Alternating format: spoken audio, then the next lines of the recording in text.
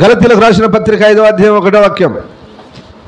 ఈ స్వాతంత్ర్యము అనుగ్రహించి. ఇప్పుడు నువ్వు విడుదల పొందిన తర్వాత మీరు ఏమయ్యారు నాన్న? స్వతంత్రులయ్యారు. స్వతంత్రులైనటువంటి మీరు క్రీస్తు ఈ స్వాతంత్ర్యము అనుగ్రహించి ఉన్నాడు కాబట్టి మీరు స్థిరముగా నిలిచి మరలా దాస్యమును కాడి క్రింద చిక్కుకొనకుడి. ఆమె చెప్పు గట్టిగా. ఆమెన్. హల్లెలూయా. మరలా దాసత్వం అనే కాడి కింద మీరు చిక్కుకోవద్దు బిడ్డ. దేవుడు విడిపిస్తారన్నాడు, ఇజ్రాయెల్ విడిపించాడు. నిన్ను విడిపిస్తానని చెప్పాడు, నిన్ను విడిపించాడు. ఇప్పుడు మీరు స్వతంత్రులు. మీరు ఎవరికి దాసులు కారు, మీరు ఎవరికి బానిసలు కారు, మీరు స్వతంత్రులు. 2 పేతురు 2వ అధ్యాయం 19వ వాక్యం. ఒకడు దేని వలన జయింపబడును దానికి దాసుడగును. అందరూ ఆమేన్ చెప్పన్నారా? ఒకడు దేని వలన జయింపబడును. ఒక స్త్రీ దేని వలన జయింపబడును, ఒక పురుషుడు దేని వలన జయింపబడును. దానికి ఏం కావాలి? దాసుడు.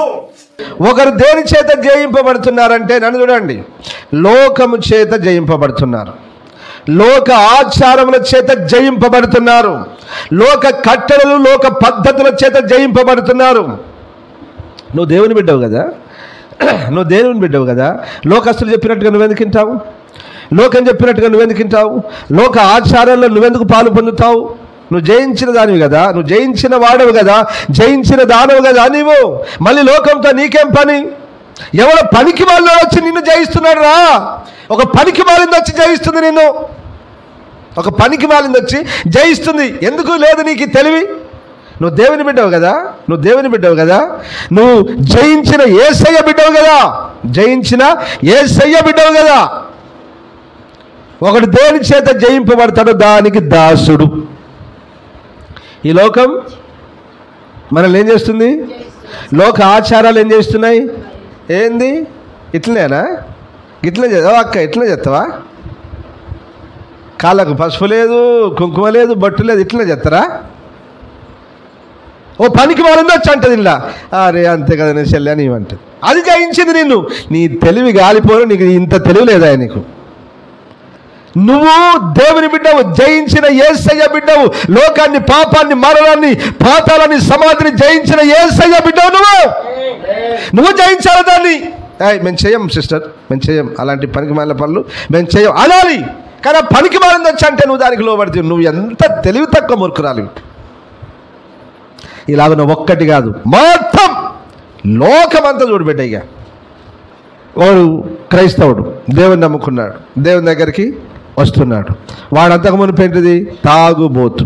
ఎందుకన్నా వాడు తాగుబోతు. ఇప్పుడు దేవుని నమ్ముకున్న జయించిన యేసయ్య, అంతేనా? జయించిన యేసయ్య బిడ్డ.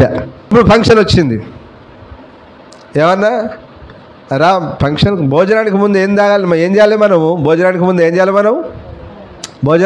చేయాలి? ఫంక్షన్లో భోజనానికి ముందు ఏం చేస్తారు అందరూ? ఓ క్వార్టరో 90 హాఫ్ వేయాలి కదా. రా నేను చర్చికి పోతాను రా, నేను రానండి. ఊకో అన్న, చర్చికి పోయేటోళ్ళు మస్తు మంది తాగుతారు, ఆ పాస్టర్లు తాగుతారు, ఆ ఫాదర్లు తాగుతారు. ఎవరు చెప్పినా రా నీకు అనగానే అంతేనంటావా తమ్మి? అంతే అన్నారా? వీడు పోతాడు కుక్క లెక్క, వాని వెనక ఓ కుక్క లెక్క తోకుప్పుకుంటే వాని వెనక పోతాడు ఈ కుక్క. ఖాతం. వానికి ఎంత? ఓ క్వార్టర్, ఓ 90. వాడేం చేస్తాడంటే వీని దగ్గర డబ్బులు ఉన్నాయని ఒక్క 9 తెప్పిస్తాడు. అన్న సరిపోలే కాదంటే తెప్పియాలారా మరి కావాలి కదా, ఇళ్ళకెళ్ళి తీసి పెడతాడు.